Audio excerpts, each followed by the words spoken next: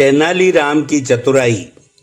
विजयनगर साम्राज्य के महान राजा कृष्णदेव राय अपने न्यायप्रिय स्वभाव और चतुराई के लिए दूर दूर तक प्रसिद्ध थे। उनके दरबार में विद्वान, कवि, मंत्री और सेनापति उपस्थित रहते थे, परंतु उनमें से सबसे चतुर और लोकप्रिय थे उनके प्रिय सलाहकार तेनालीराम।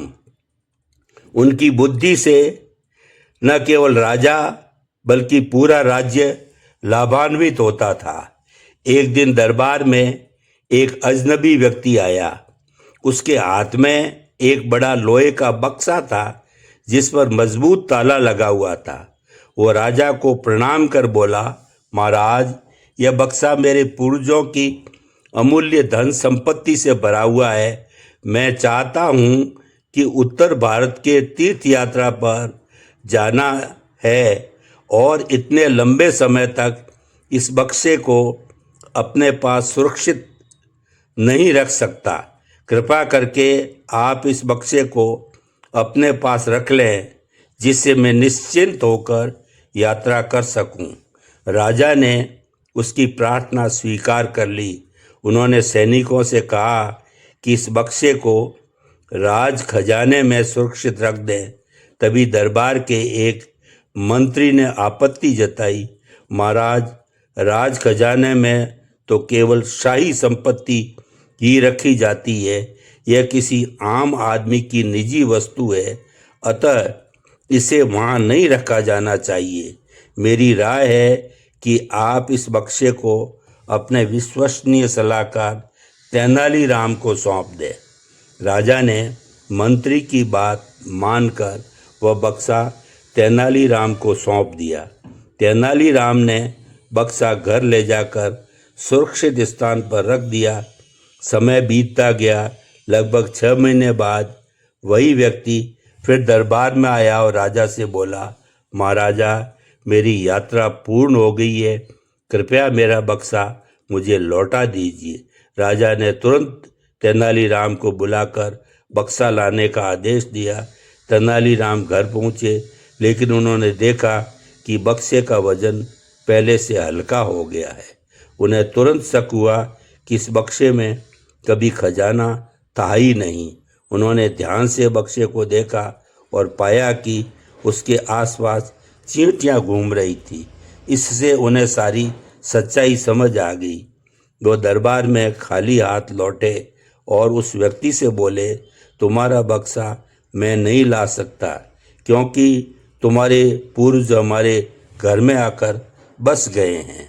यह सुनकर वह व्यक्ति क्रोधित हो गया और राजा से शिकायत की, महाराज, तेनालीराम धोखेबाज है। ये मेरा खजाना हड़पना चाहते हैं, इसलिए बहाने बना रहे हैं। तेनालीराम ने शांति से वही बात दोहराई। राजा को ये बात अजीब लगी। उन्होंने कहा, तेनालीराम, यदि तुम्हारे घर में सचमुच इसके पूर्वज न मिले तो तुम्हें दंड मिलेगा। हम सब अभी तुम्हारे घर चलेंगे। तेनालीराम ने मुस्कुराते हुए हामी भर दी। सब लोग वहाँ पहुँचे। घर जाकर देखा तो सचमुच बक्से के आसपास चींटियां घूम रही थी। राजा ने तुरंत सैनिकों को बक्सा खोलने का आदेश किया। जैसे ही ताला तोड़ा गया, सबके सामने रहस्य खुल गया। बक्से में सोने, चांदी या रत्न नहीं थे, बल्कि वह तो चीनी से भरा हुआ था। अब सबको समझ आ गया कि वह व्यक्ति सभी को छलना चाहता था। राजा ने क्रोधित होकर उस व्यक्ति से पूछा, तूने दरबार और हम सबको धोखा देने की कोशिश क्यों की? वह व्यक्ति डरते डरते बोला, महाराज, यह सब मैंने अपने मन से नहीं किया। दरबार के एक मंत्री ने मुझे लालच दिया था और कहा था कि इस चाल से तेनालीराम को फंसाया जा सकता है। मैं उसकी बातों में आकर यह सब करने लगा। राजा का क्रोध और बढ़ गया। उन्होंने तुरंत उस व्यक्ति और षड्यंत्रकारी मंत्री दोनों को कारागार में डालने का आदेश दिया। इसके बाद राजा ने तेनालीराम से पूछा, तेनाली, तुम्हें कैसे पता चला कि इस बक्से में खजाना नहीं है? तेनालीराम ने हंसकर उत्तर दिया, महाराज, जब मैं इस बक्से के पास जाता था वहाँ मुझे हमेशा चींटियाँ दिखाई देती थी।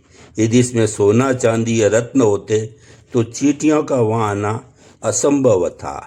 तभी मैंने समझ लिया कि बक्से में अवश्य कोई खाने की वस्तु होगी, इसलिए मैंने मजाक में कहा कि इसमें इसके पूर्वज रहते हैं।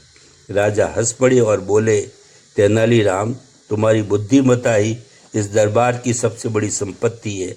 तुम्हारे बिना हमारा दरबार अधूरा है। साहब, सभी दरबारी भी तेनालीराम की चतुराई की प्रशंसा करने लगे। इस प्रकार तेनालीराम ने अपनी सूझबूझ से न केवल सच्चाई उजागर की बल्कि अपने विरोधियों की साजिश भी नाकाम कर दी।